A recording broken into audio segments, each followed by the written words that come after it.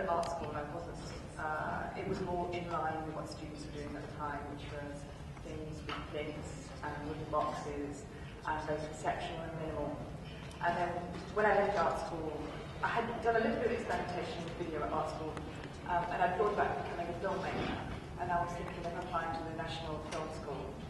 And I was really keen to work on documentaries. I can't remember exactly at what point that was, but I'd already done 5 years of art school and didn't really want to go back into some more education and lose what I'd gained at Goldsmiths, to Chelsea.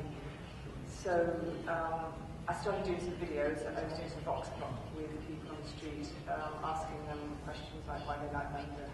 And they were just quite typical vox pop videos, and they didn't work at all.